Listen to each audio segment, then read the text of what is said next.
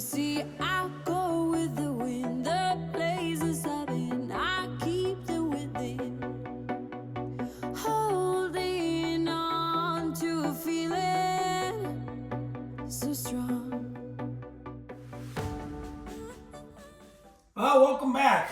We're here bright and early Sunday morning after daylight savings time, and I need to go through and start mudding in some of these holes in the joints. I'm not by any means a professional at this. I've done it dozens of times in my own house and things like that, but I've got some experience. But I figure, you know what, if we can at least get it covered and make it look somewhat decent, then it's saved us in the long run. So I guess I'm going to go ahead and just start filling some holes here and finish up with the mudding on the process of what we've got done already.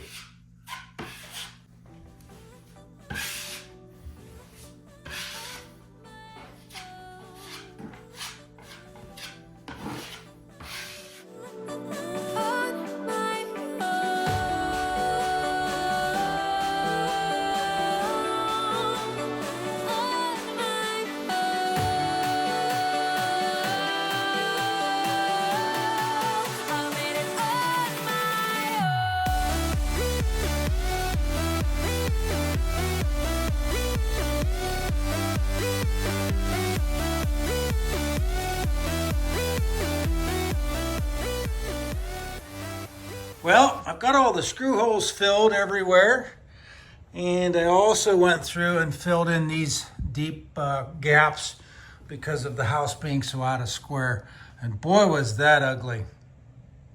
I didn't video it, but just because it just wasn't pretty. It wasn't pretty at all. Got Chase here doing his very first ever corner bead of his new house, so we're gonna have him go ahead and fill this corner in and then tape it.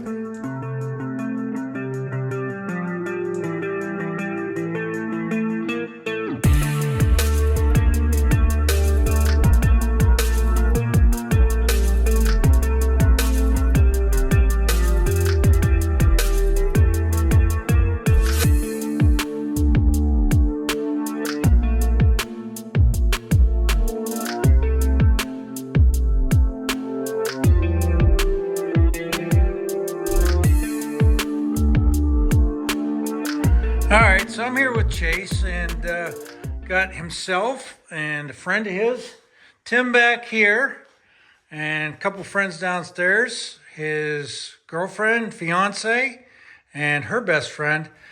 And I think Chase has decided that we want to do this stomped texture on this wall too, because it's within the same room and it's going to try and match up a little better.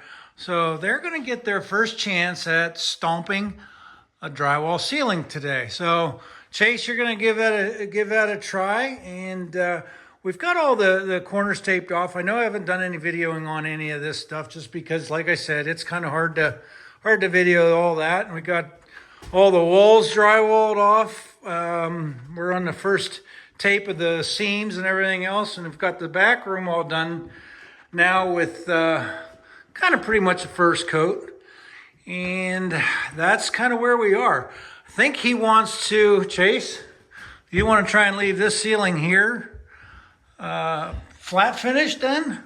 Yeah, as long as the sanding isn't going to be too bad. If it starts to look bad when we get down to it, maybe we'll stomp it, but I think we can handle it.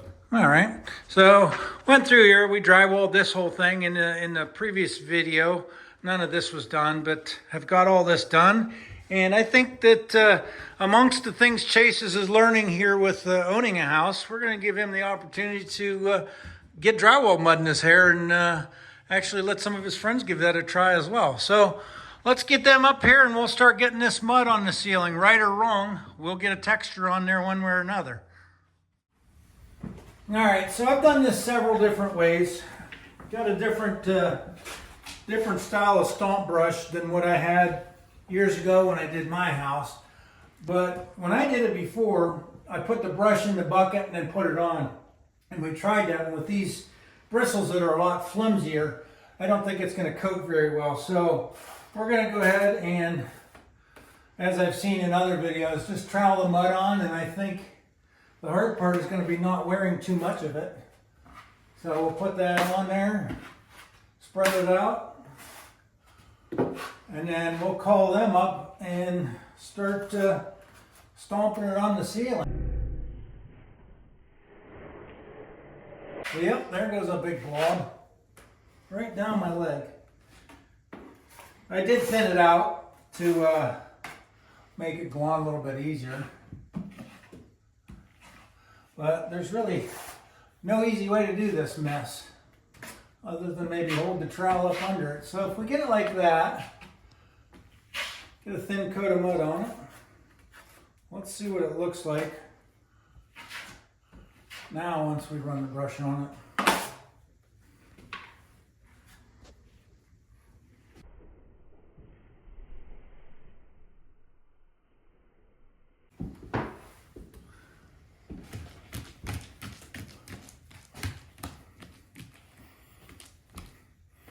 Might be a little bit thick.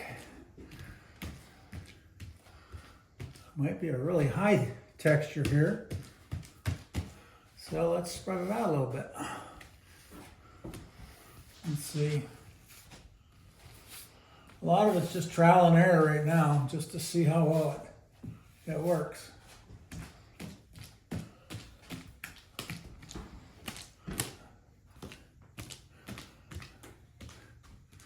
You're just looking for a little bit of texture, a little different area. So I guess if you compare it to the other side, that's not too far off. And just when you go through here, you want to kind of splatter it on pretty good. So I think that's what we're going to end up doing. And we've got this angled ceiling here, the flat, and then the angled over there that we're going to get done. So let's call the kids up and turn them into a mess.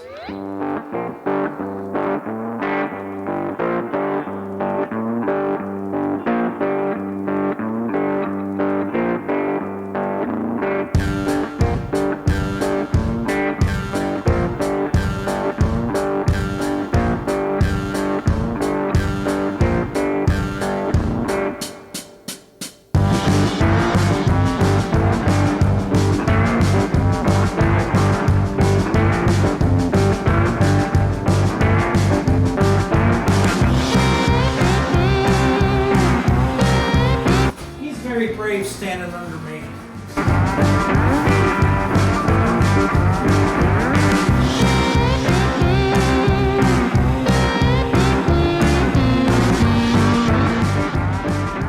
All right, as you can see, we got it all finished up. It's got a texture on it.